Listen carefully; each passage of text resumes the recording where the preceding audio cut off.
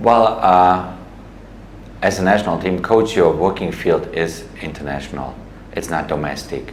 So my job is not to go from K-League game to K-League game, because the K-League coaches know everything about their players. No, we know everything about the players, but I go to as many K-League games as I can, and I went to a lot of K-League games already.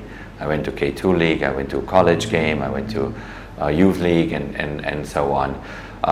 From the workload perspective, which is maybe for the media or for the fan in this first moment is difficult to imagine, but my workload is 90% KFA and 10% maybe other things, like maybe an interview for ESPN every couple of weeks, or a FIFA appointment, or UEFA appointment, or going somewhere international, because whatever. But I'm in a certain way I'm very Korean. I'm a workaholic. I love to work. So when I'm at home, or I'm in Europe, or I'm in Korea, or I'm somewhere else, I'm always thinking about the development of this team. So I'm very ambitious when I start a project. And this is a very special project. It's a very special team. And I talked to Duri Cha about that at the World Cup in Qatar, that this team has a lot of potential. But I need to learn about the team. I need to learn about your culture, about things work. When I signed for the Korean team, nobody told me about the military system and the difficulties. Nobody told me about what happened before, because the board was making decisions and then suddenly the board had to change in the middle of my 2 games with Colombia and Uruguay, and I had to learn about the hierarchy of your wonderful society, and so it's a huge learning curve for me, and for the other coaches too. But that's what international football is about. It's about learning, and I think for the players, I always have to, as a coach, I have to think about what is going through the mind of the players, what is going through Sonny, through Min-jae, through Jae-sung, through Ijan and Kang Yin and all the players also. What do they need to understand in order to become better players? In order to become better players, you need to understand how the top teams in the world operate, how the top nations in the world operate, if you want to get to where they are. So my line of communication is to explain to them, this is how it works in different places, and this is how we can improve, this is what we have to do better in order to get to a quarterfinal and hopefully a semifinal again, like you did 2002 with the Korean team. So the answers to those questions I'm not getting domestically. I only get these answers when I travel around the world and talk to coaches from around the world and see other teams, how they operate, what they do, and hopefully I can then translate that knowledge into the A national team, and hopefully later on also into the youth teams. No, I mean, I'm aware that people always want you to be in every game in the K-League, every week in, week out, and I'm very aware of following all the players in Korea, following our youth teams as well. But that's what I did. The first 4 months I was constantly there. I was going from game to game. So when I was there, then nobody said a word. So when I'm then at home, because July, August we had nothing on our agenda, and I came anyway. I came for the All-Star match, and then they promised me that I can meet all our K-League coaches and I can have a coffee with the K-League coaches, and then they told me, oh no, they're not coming anymore because K-League sold the game to Coupon. Then I was put into a place in the stadium where no coaches were. And so I totally understand when they feel like, okay, he should be more here, but I was there. So all the time when I was there, nobody said anything. Then I'm gone because July, August we had no games. But I'm still working for KFA. Still around the clock, still texting, calling players, coaches, everything. But then I think the Korean fan has also to understand that a national team coach is doing an international job, not the job of K-League coaches, you know. And maybe it's a bit of a change then in the way how they look at things.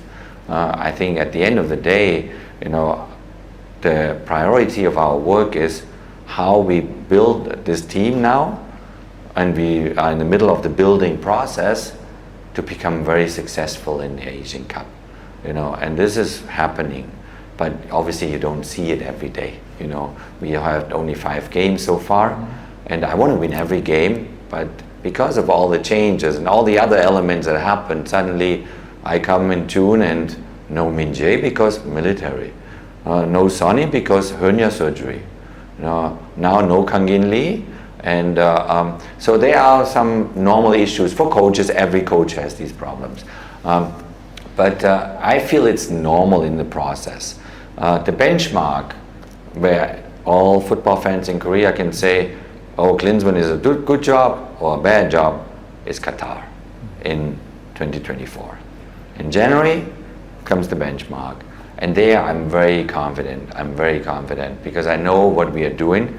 We have very experienced coaches, and we're building a team that is extremely motivated to win the Asian Cup. You know, and that's why I have no hesitance about saying it, to win the Asian Cup. I could say, oh, maybe success semi-final. For me, the success is only if we win this tournament.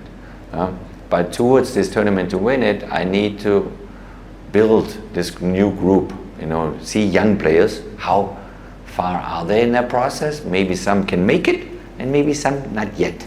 Maybe some afterwards towards America 2026. And but this is the challenge for every national team coach. He has to determine how and when to change the face of a team. For me, that learning curve with the Korean team is very exciting because I understand every day more the Korean way of thinking, and especially from a player perspective. And I think I can give them a lot of help in that process. Yeah, I think it's just something that people, I mean, have to get used to. You know, maybe even the media, and some say maybe they understand it quicker, and some maybe don't want to understand it at all because they have that kind of belief that you should be there 24/7 in Seoul. But it's not where, I mean, I'm a lot of time in Seoul, but not all the time, because it is counterproductive if I'm in Korea and I have nothing to do in Korea. So I'm rather than in London or in Munich, where Min Jae is now. Before I was in Napoli, you know, or now I fly to Belgrade, where Inbom is, maybe, and I take, okay, let's say instead of 2 weeks in Seoul, I maybe do 2 weeks in Europe. I see these clubs. I talk to these sporting directors, I talk to these coaches, you know, and then I'm doing 2 weeks in Seoul, you know. So for me, it's normal. I think I understand, you know, the thought process of the Korean fans and the media, but it would be counterproductive. So it would be not good if I do it the way they want to do it. Then I would be less effective for the national team program.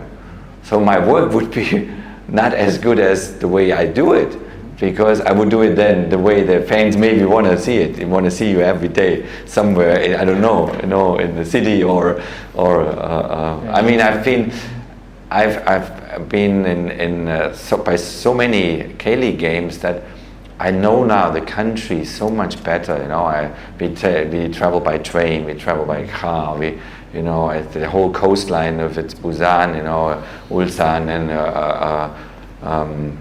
Pohang, you know, we covered everything. We went to Daejeon, we went to so many places, and I love it. I really love it. But if there is no work for me now, then I better work somewhere else in order to get more work done.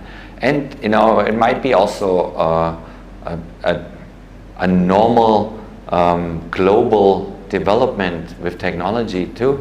You know, we went through COVID and we went to a lot of media work doing it by Zoom or by Skype or by whatever technology you want to use. And so is the scouting. Scouting changed the last 15 years. Now we can now, I went to Newcastle to watch Costa Rica and Saudi Arabia, but my staff watched it here on TV, and we analyzed the entire game already because of technology.